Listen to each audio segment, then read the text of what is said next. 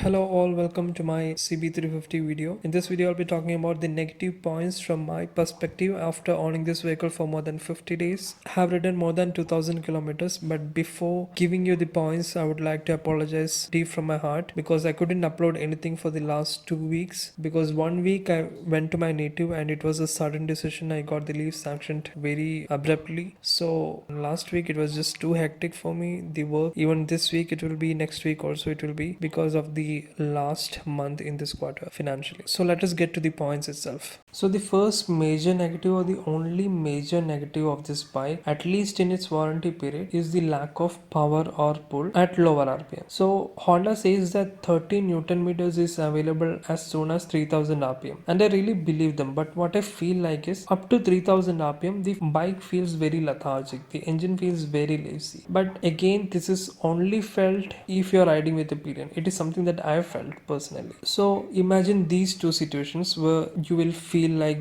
this could be an issue. If you're climbing a hill or a steep slope, if you have a pillion on and you are doing slow speeds, you'll be in first or second gear almost all the time, especially first if you have hairpins and all. So it will take its own time to build up that power, and once you're in the mid-range it will go. But at lower speeds, at lower RPM, you will feel a lack of power. At least I did. The second situation is that when imagine that you are riding with the pillion in a high, okay, and you are cruising at 80 kilometers an hour at fifth gear. So I have to stress on the fact that every gear in this bike is really tall. From first to fifth, fifth is just an overdrive gear, doesn't have that much power unless you are above 100 kilometers an hour. So imagine that you are riding with a pillion at 80 kilometers an hour in fifth gear, and if you suddenly get into a slope, the bike will struggle to maintain that speed. Sometimes it will go down. So what you have to do is you will have to shift to fourth, then the bike will pick up power and the bike will pull. But again, the positive side is that since the gears are very tall, even the fourth can handle a speed of 40 kilometers an hour in normal throttling up to 120 kilometers an hour. So in fourth gear, 80 kilometers an hour is just normal. So even if you shift down to fourth, the bike will be very smooth. There is no stress on the engine. You will not feel any vibes. So it is a good thing, but again you will have to shift down. So these are the only two conditions where the lack of power or pull is felt at lower RPMs. So the second point in my list is a bunch of points that I have noticed, but these are points that can be rectified very easily. So the first one is the mud collection centers of the bike. The front mud guard, it is very short, so if you're going through a mud or anything wet surface, everything will be splashing onto your legs, on your shoes and to your engine bay,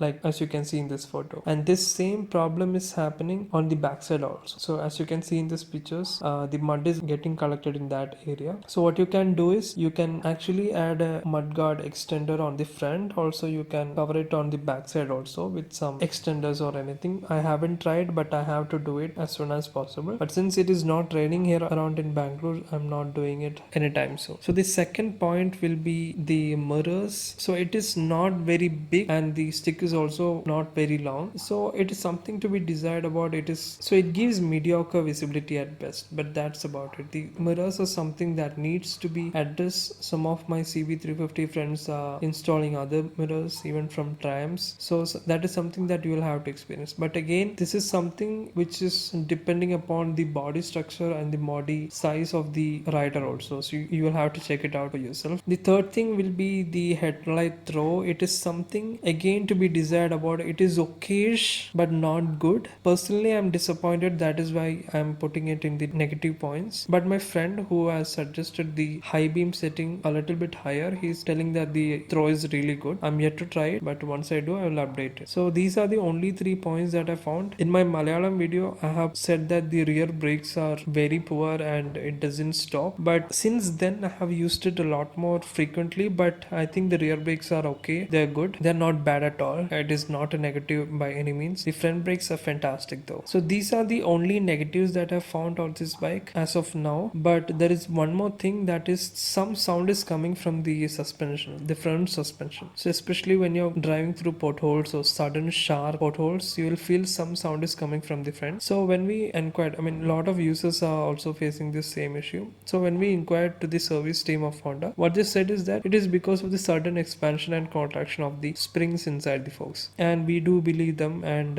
apart from the sound, it is not making any problem or anything. So, and even they say that it will settle down once you pass 5,000 or maybe 10,000 kilometers. So we will have to wait and see. These are the only negatives that I found. Apart from that, I have got the accessories installed. I got the front forks, I got the crash cards. So accessories, it was a bit of a delay, but again, it's fine now. These are the negatives, and if you are a CB350 owner, you can comment below your negative points so that I can also be more alert on the things that I could find. So thanks again for watching, guys, and I'll see you again in my next video. And once again, my sincere apologies to the lack of videos. I hope you won't be mad at me. So again, thank you for watching. I'll see you again in the next one.